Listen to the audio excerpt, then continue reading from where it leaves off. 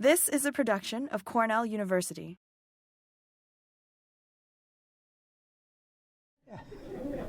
Anyway, I think everybody's aware of the importance of the lakes to the landscapes. I think that most residents are clear that what happens in the watersheds is reflected in what goes on in the lake. And what I want to do today is summarize about 40 years of my experience with it. We've got some problems with units, and I guess I better try to get some of this straightened out first. The volume of the lake is about 10,000 million cubic meters, if that means anything to you. It's kind of up there with national debt and stuff like that.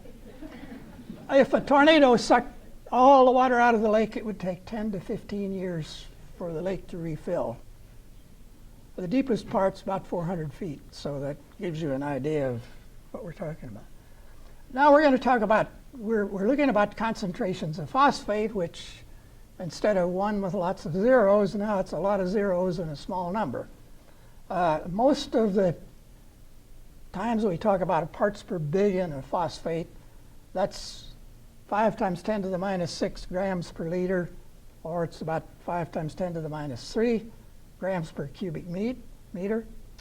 But please note that most of the nitrate is talked about in terms of parts per million, which is 1,000 times more concentrated than phosphate. One example that we'll see later probably, if you put a cubic meter, if you had a pallet here with a cubic meter, by the way, is about a cubic yard. If you put that in the lake and dissolved it, you'd increase the phosphate concentration by about 3 to 5 parts per billion. That's just where we. Chlorophyll concentrations commonly parts per billion, micrograms per liter. And if you look at what goes on in the early spring, chlorophyll concentration increases as parts per billion, about equal parts per billion of phosphate. Carbon content of the algae is sort of 50 to 100 times the chlorophyll content. Okay, one of the things that's important to think about is the biological activity in Cayuga Lake depends on the photosynthesis by the algae. And that is that energy from the photosynthesis is an important source of energy for all of the biological activity in the lake. Most of the things we're talking about, the chlorophyll and the phosphate, are measured using standard, universally accepted methods. All of the data is online or in 2 very important theses at Cornell. So some of this data is mine, but an awful lot of it isn't. What I really want to do is look, this is the theme. Inputs of streams determines phosphate in the lake, deep lake, which determines phosphate in the surface water in the summer or spring. And that determines the algal proliferation in the summer, and we measure it by chlorophyll. So you're going to see that a couple of times. 5 years ago, I decided to assemble the stream and lake data from 1972 through 2011. Since 1972, I'd collected about 2,000 water samples. About 2,000 lake samples were available. I had a lot of professional interest after I retired, and I wanted to challenge my brain. And believe me, this has been a good challenge for my brain. In 1960, for a little history, environmental quality became a major concern at the university. Agriculture kind of realized food production, agriculture, and the environment were all tied together.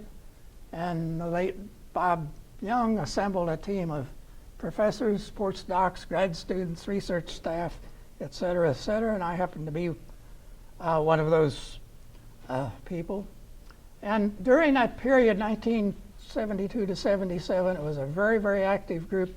We produced several theses, scientific publications, a book, a bulletin, major emphasis on the lake, stream water, agricultural economics, animal science, manure management, guess what?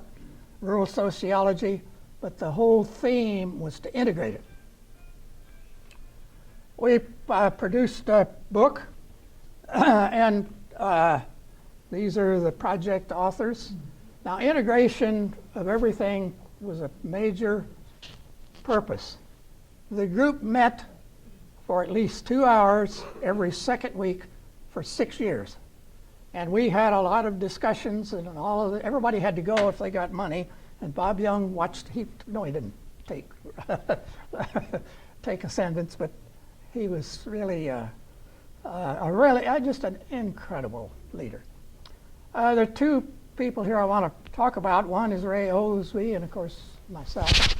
But Ray was the lake person, and we had to start early on. Okay, so how am I going to analyze water samples, and how is he going to analyze lake samples? So that once the water gets in the lake, there's not some big, cliff or something like that. So we spent a lot of time on that. We exchanged samples between labs and so on. So I want to really point that out because later it's going to become important. The other person I want to point out is Keith Porter. Helped edit the book and all of that. Ed Goyette is sitting back there. Ed, stand up, can you? He was the guy that went out on weekends and nights and whatever and took water samples during storm. So anyway, I'm glad to see him here. Okay. If we start with kind of the conclusions from the 1977 thing, the levels of algae in the lake are determined by the dissolved phosphorus present in the lake in the early spring. And the other important issue, once you get enriched algae, you can get rid of it by just getting rid of the phosphorus inputs. Real question, is that consistent with 1999 to 211? And all I want to do is just throw this up there. Don't pay much attention to it. You see a lot of it later. I just want to see, okay, here's the phosphate in the spring, chlorophyll in the summer, and yeah, there's a lot of noise, but it's surely a clear relationship to the two. The question is, how did we get to phosphate in the spring? So let's start with Cayuga Lake and its watersheds. And this map defines the source of the drainage, and the lake surface area is about 10% of the watershed area. Now, we adopted as our model watershed Fall Creek for several reasons.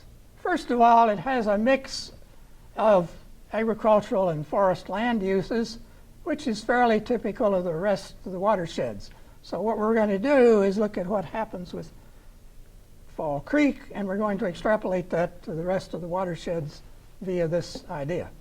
The other important issue was we had USGS flow data from 1926 to the present. This will turn out to be extremely important. Second thing, I sampled about 100 feet above the USGS station.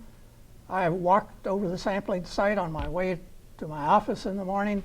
If I took a sample, I just put it in my laboratory or did the processing myself. And that's all close to my office. And the watershed's about 20% of the watershed area. This is just a brief map of the watershed itself. Notice that there are two main branches at Freeville.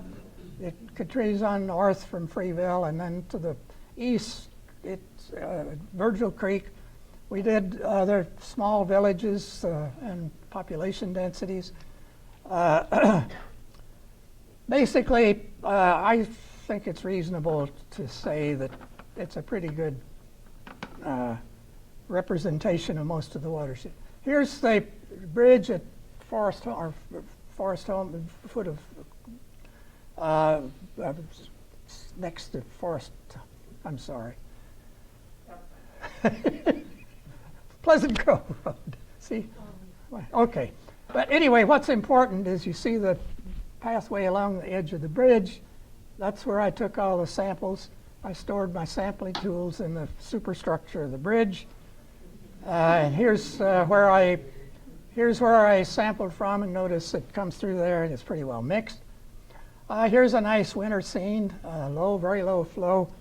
Ice and snow are accumulated in the watershed. We get a thaw, and all sorts of funny things happen.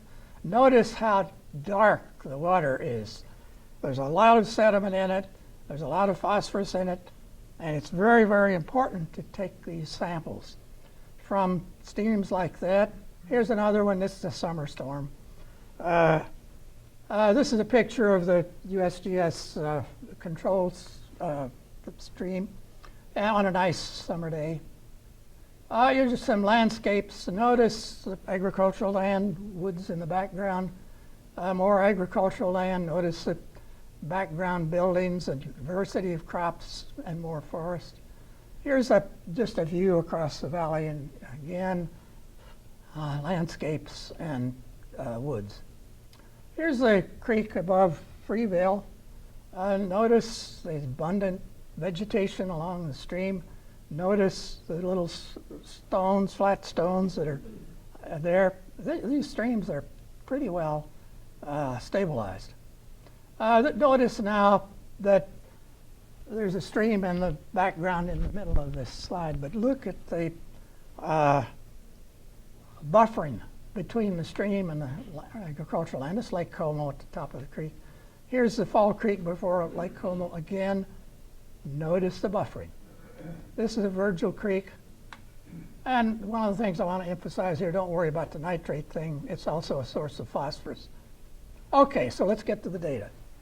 What I have here is a summary from 72 to 2008. The log concentration, the log of load, which is flow times concentration, so it's the amount of substance, or in this case phosphorus, taken to the lake versus the flow. And flow is always a convenient way to summarize the data. What I want you to notice, though, really is to look at the difference in the color of the sample points. The black ones are 72 to 75. The red is 2006. The green is 2000, 2008, 9.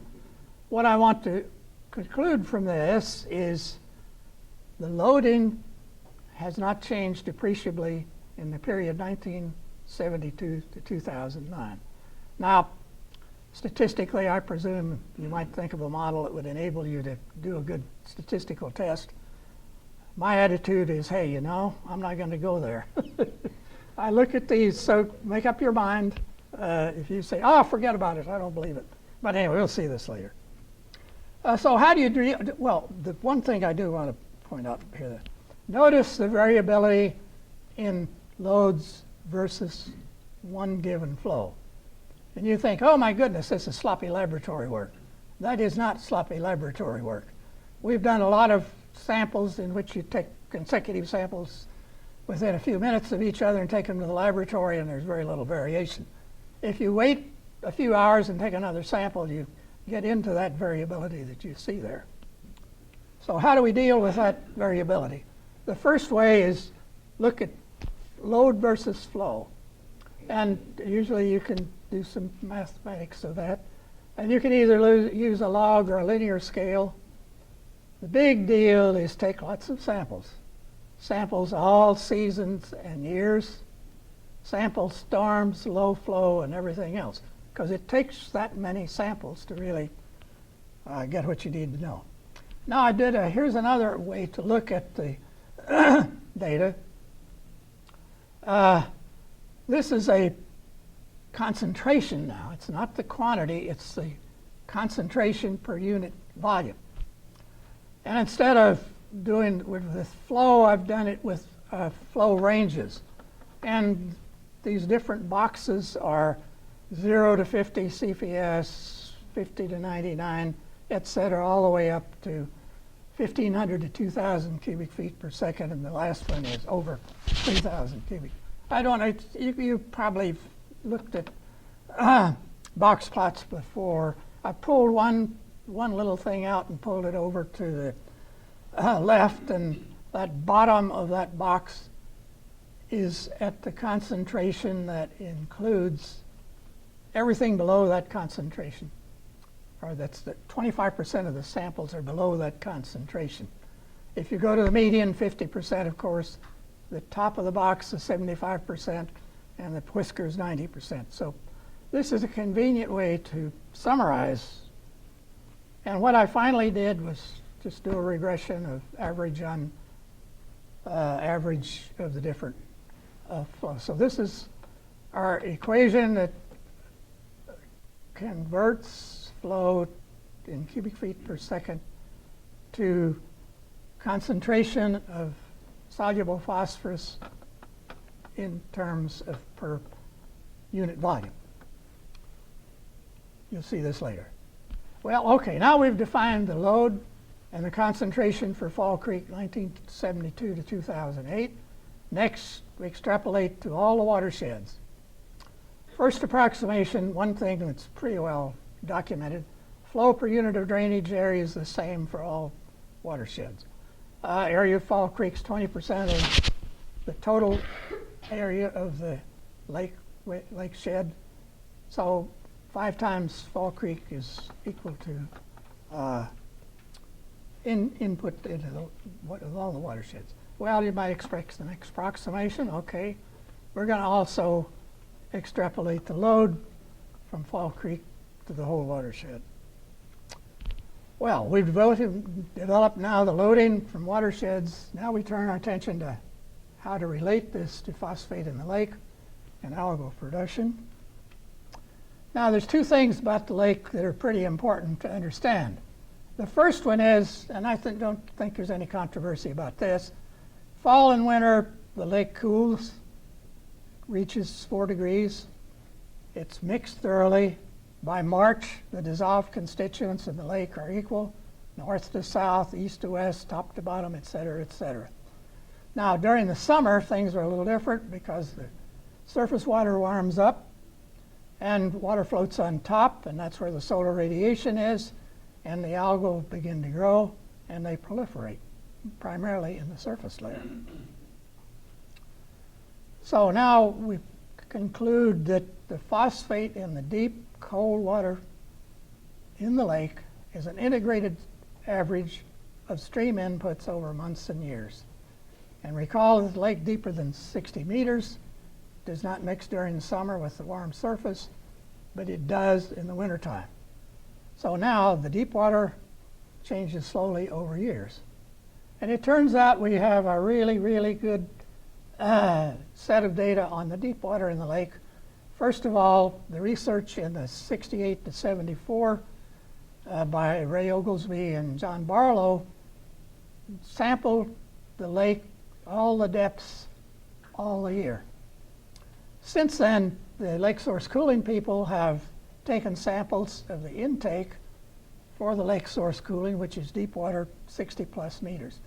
So those 2 things, we know what the concentration in the lake water has been for something. Wait a minute, there's a missing slide here. Where is it? Oh, here it is. The graph on the left is the concentration in the deep water, and the x-axis is year. Notice in the upper left-hand side, there's the 68 to 74 data, and then beginning 25 years later, in 1999, the concentration has dropped to somewhere around 3 to 4 to 5. And then it gradually increases as we go from there. So why this large difference between 74 and 99? It's about 8 if you compare 99 and 210. And it's, if you go later, it's about 6 parts per million. So why? Well, we go back to our 1972 to 77 data, and if you don't recall probably, the phosphate in detergent was banned beginning in 1973. So we spent a lot of time in all our deliberations from 72 to 77 on the impact of this on the phosphate in the lake. And it turns out that detergent P, the phosphate in the detergent was a very large fraction of the total phosphate going into the lake from sewered population. As a matter of fact, the 2 together were about a half a kilogram per cap per year. Now by 2005, 100% of the detergent P has disappeared. On top of that, the Lake Cornell, or the Ithaca sewage treatment plant, has removed on the order probably a little more than half of the excreted P. So this is if you look at just the sewer population, which of course the output from the sewer plant was going directly into the lake, it was about 44,000 kilos per year for the whole lake. For the 40,000 unsewered, about 11,000 kilos of P per year. And the total is about 55. Now, obviously, these are kind of broad generalizations, but if you look at that 10,000 million cubic meters of lake water, that's equivalent to about 5 to 6 parts per billion decrease in what you would expect to find in the lake. And I think it's well documented. I can document all of this. If you want to find out about it, you can read the book. Anyway, now we're back to looking at this difference between 99 and 2011, which is documented by the lake source cooling data. And notice it does go from somewhere around 5 to somewhere around 10 in that period of time. And so the question is, what happened? Well, again, we're back to the lake. It's very large. Annual puts the watersheds varies between 10 to 15% of the lake volume. So now, if you're changing the amount of phosphate going into the lake in a given year, you're not going to see that right away. You have to wait at least 5 years, 6 years, 2 years, whatever. What is it? How can you do that? Well, I puzzled over that for a while. One of the real key issues is in 1972, the chloride in the lake had increased to about 100 parts per billion. And Steve Effler and his group noticed that had chloride started to go down once they quit putting that the fines in the lake from the excess of the mining. It's about 100 parts per million in 1970. By 1976, it had gone down to about 60 parts per million. And you can see that's kind of a gradual decrease, approaching probably the current chloride steady state in the lake of around 55 parts per billion. So that tells us right offhand, oh, okay, that lake's big, and chloride has said we got problems. So, okay, here things get. Now we start looking at stream flow. And this graph is 1963 to 2010. The green things are yearly loading. Well, no, this is flow. Yearly flow data. Notice the black line, which is 5-year rolling average, and how that goes through episodes of high and low flow. So now we say, oh, wait a minute. How are we going to average this over years? If we sort of say, hey, the amount of flow determines the amount delivered to the lake. Okay, so here's the approach. We first of all, on the far left graph, you've seen that before, that's chloride in the lake. As it decreases over time, the second graph is the delivery of water that flow into the lake, 5-year averages. The next one is the concentration versus flow. We're going to combine those, the two middle ones, and then we have to see what we can do to get that, to finally see how that impacts the phosphate in the deep lake. So we've got all of that together, and so how many years? Now here's where things get a little messy, maybe. So look, I know what the flow is for this history. The concentration box plot tells me how that concentration is distributed as we go through flow regimes. There are 750 samples in that box plot. Now we're going to say, we've got that. That's good data. So now we start our matrix. The first column we list the, let me go back, I think maybe it'll be a little clearer if we start. The first column in that, no, I think not. It's hard to get this all tied together. The first column we list the concentration in the Deep Lake. That's for each year, 1999 to 2011. The next column is the amount of flow, or the load, the preceding year. The second column is the average load over the 2 preceding years. Third column is 3 years, et cetera, all the way out to 10 years. So we've got that. So now, here's just sort of a piece of the matrix. You got a year, Lake P, first year, second year, and all out to 10, et cetera. Okay? Now we look at we put this into a correlation coefficient matrix. I think it's a little small, but let's say, so these are the correlation, the second column in is the correlation coefficient between the phosphate in the lake and the stream average input for the first year, second year, third year, fourth year, et cetera. And if you look at the correlation coefficients, first 1 year, forget about it. Second year, it's a little better. Third year is better still. Finally, you get to 6 years, you get a correlation coefficient of 0.89. My interpretation is, that's the key issue, is summarize stream flow or stream inputs over 6 years. And that should be correlated, well, it is correlated, obviously, with the phosphate in the Deep Lake. And I want to call your attention to the right-hand column, which indicates the number of days in that average.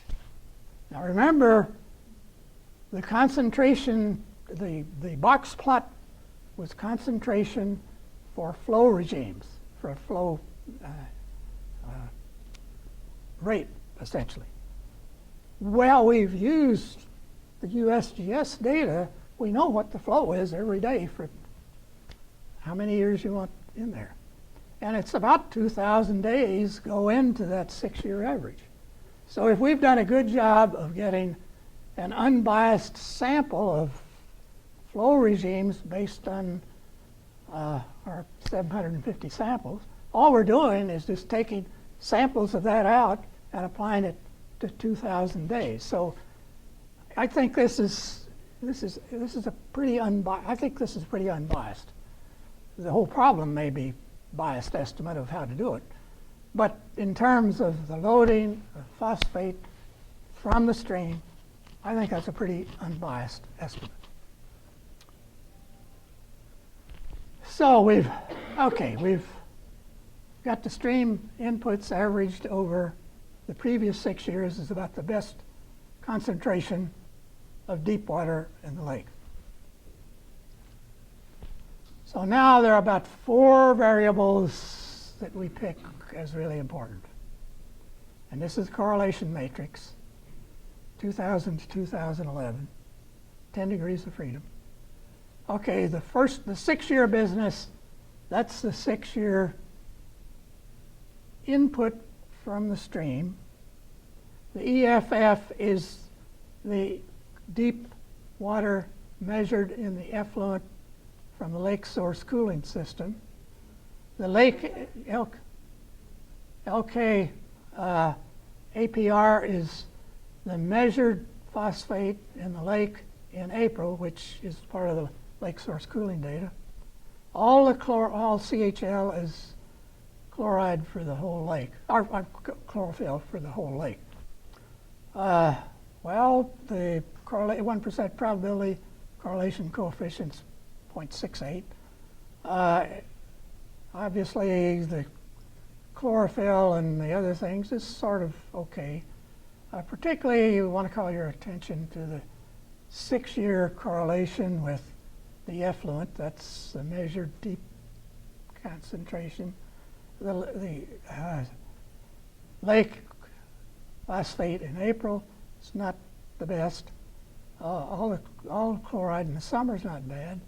And anyway, I think those are reasonable correlation coefficients, considering this is kind of 40 years of experience from lots of different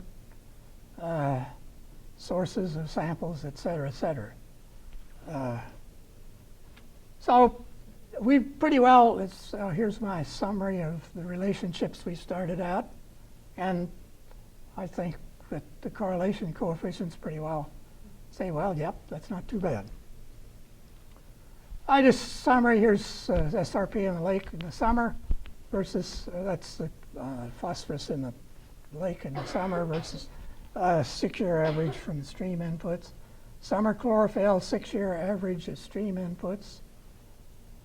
There's obviously a lot of things to be done there. Here's just 4 of those things kind of put together. All right, let's get down to the general summary. Okay, so what have we learned? The phosphate concentrations varied from 4 to 15 micrograms per liter, 1974 to 2011. Concentration of phosphate in the spring is correlated with the 6-year average of phosphate input from the streams. Chlorophylls increased and decreased in phase with the variation in phosphate, but there's a lot of variation that's not explained by the phosphate. This is a multivariable problem. Most likely things to look at more carefully is temperature, solar radiation, wind, et cetera, et cetera. Well, I looked at that a little bit, and I decided it was beyond my ability to deal with it. I didn't have the data, I thought, anyway. The second one, chlorophyll concentration, has varied from 4 to 10 micrograms per liter, and within the period 68 to 2011. And I would argue that we have covered a lot of history of the lake. If we want to look for the guide to the future, I would say you could look at the chlorophyll concentration, but since you go to other things, you can look at the deep lake or 6 years or whatever. There's a lot of variability, but that's going to happen. One of the things that I think is very, very important, a lot of people, I think, or at least my scuttlebutt is, they look at the lake and it says, oh, it looks terrible. It must be all that phosphorus that went in and it's all that chlorophyll. That's really far, far from the truth. The reality is there are a lot of suspended solids that are a consequence of all those sediment, all the sediment that's gone in with all the storms. And that's all mixed up with chlorophyll. And if you really look at chlorophyll in a very clean lake, the lake's very clear, and it looks clean, et cetera, et cetera. So I think that a lot of misinformation and whatever about the way the lake looks is not necessarily just chlorophyll. It's partly chlorophyll, but very often if you look today, I don't know, I haven't looked today, but the last 2 or 3 days you see a lot of stuff in the lake, right? That's sediment from storms. In spring, chlorophyll is almost zero, and during summer, concentration varies widely. Believe me, it's not sloppy lab stuff. There are real variations in chlorophyll during the summer. The other thing that I think is very, very important, the phosphate dissolved in the water has no important influence on the macrophytes, that is, the so-called weeds, those big things. They're usually restricted to the shallow water, less than 68 meters in depth. So a lot of people sort of think, oh, that must be phosphorus in the lake. Water that's influenced in the proliferation of those macrophytes. Well, Some maybe, but mostly they get their phosphate from the sediment. So if you want to predict future chlorophyll and algae growth, you can look at the phosphate in the lake source cooling water. And I presume Cornell will continue to sample that water. And we've seen from past history what that deep water concentration of phosphate will do in terms of chlorophyll in the lake. So you don't have to do all this stream sampling. Just rely on Cornell to keep monitoring the phosphate in the effluent from Lake Course Cooling. If you don't like Cornell's data, John Hafman at Hobart William Smith has collected and published several years of data in far more detail than the lake source cooling data. So if he continues his work, we need not duplicate it. With the future, consultants and DEC will develop lake and watershed models. By 2017, so they say, there will be a TMDL, total maximum daily load model. I am of the opinion that currently the quality of the lake is very good to excellent, but the great challenge is invasive species. Do we know how to manage them? Oh, very good. Thank you. Any questions, comments?